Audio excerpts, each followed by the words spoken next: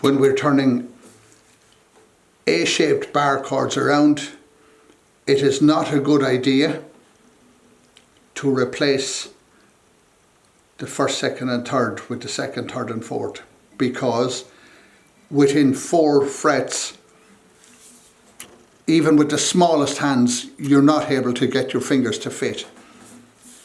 And the second problem is, it's so difficult to change from a chord here, trying to get to this, and then to that, and then to this, and then to this.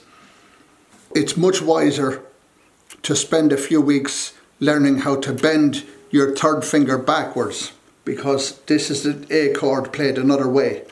To do that, you will actually have to spend a few minutes every day taking the third finger of your chord hand and pushing it back and holding it. It's not enough to just push it. The hold is what's going to create the bend.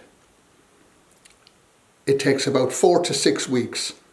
Once you've got it, it actually makes difficult chords very, very easy. If I try to do this with the third finger on my other side, you'll see it's perfectly straight, like your finger is right now.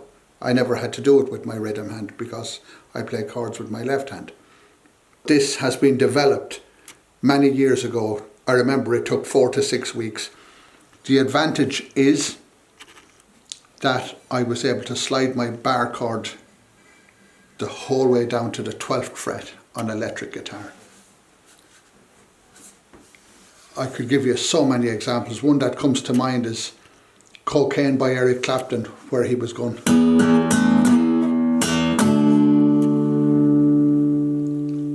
It couldn't be done if you had tried to do it this way.